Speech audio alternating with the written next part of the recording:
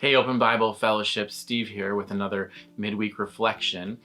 Two items of note for this video, this reflection. One will be that this coming Sunday we're going to do another outdoor service on the lawn of Open Bible Fellowship, probably our last chance to do something outside before the weather gets cold. So I'll include some details in this video about that and in the email as well.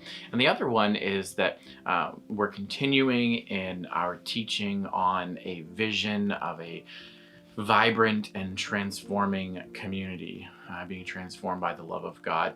And the image in the background, the guiding image, is that of an agrarian image, a garden theme. The beginning of the Bible is set in a garden. The end of the Bible is a garden flourishing in the middle of the city, and its leaves are for the healing of the nations. And all throughout Scripture there are these images of gardens. And so this coming Sunday, Jamie's going to be teaching from a famous passage in John 15 on God as the gardener, and what it looks like for us to cultivate practices of our love for God. I couldn't help but find in my readings this week, Psalm 85 came up. And toward the end of Psalm 85, it's a psalm of the sons of Korah, verse 10 and following, it says, "Faithful love and truth will join together.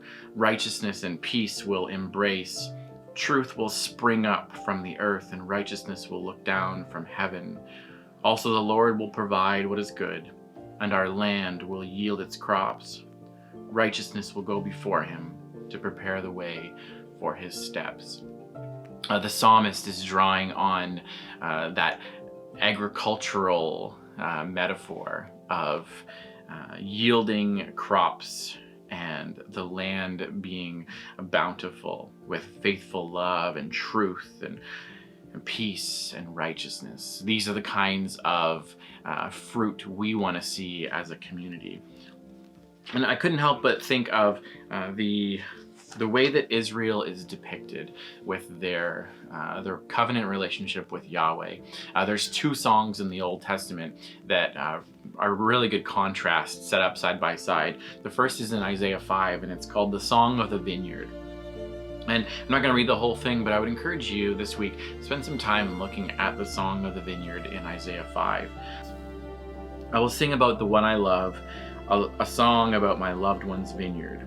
The one I love had a vineyard on a very fertile hill. He broke up the soil, he cleared it of stones, and planted it with the finest vines. He built a tower in the middle of it, and even dug out a winepress there. He expected it to yield good grapes, but it yielded worthless grapes." Verse 3 says, "So now, residents of Jerusalem and men of Judah, please judge between me and my vineyard."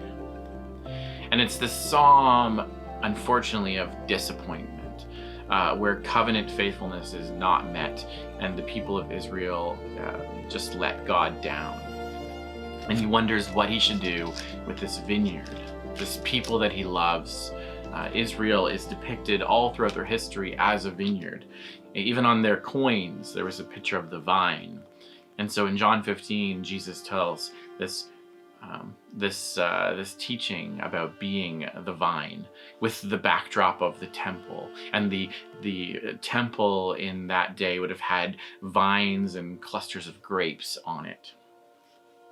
But this is not the end of the story. We know that good news comes. We know that God is making all things new. We know that reconciliation is part of his plan. And so after you've read Isaiah 5, turn to Isaiah 27. It's another song. It's called The Lord's Vineyard. "On that day, sing about a desirable vineyard. I am the Lord who watches over it to water it regularly, so that no one disturbs it. I watch over it night and day. I am not angry. If only there were thorns and briars for me to battle, I would trample them and burn them to the ground. Or let it take hold of my strength.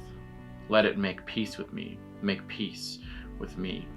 In days to come, Jacob will take root, Israel will blossom and bloom, and fill the whole world with fruit."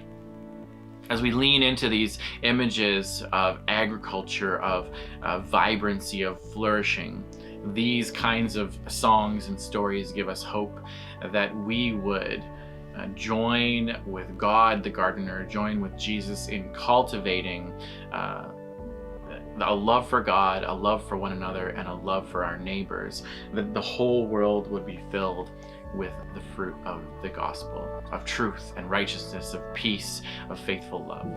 So meditate on that, reflect on that throughout your week, how you have seen God's goodness in creation, in gardening, in the soil, in the dirt, in flowers, in vegetable gardens, whatever experience you have with gardening. It's a good opportunity to reflect on God's goodness there. Now, as for this coming Sunday, we're going to do an outdoor service again, weather permitting. We'll meet again at 11 a.m. in the parking lot and gather on the lawn. We'll do some setup, similar sort of structure. Jamie's going to be teaching, and we'll have Chad overseeing our communion together. We're encouraging you, just for health and safety guidelines, bring your own communion elements. We'll have some extra if you forget yours, but we just want to limit as much contact as possible. We'll be physically distanced across the lawn.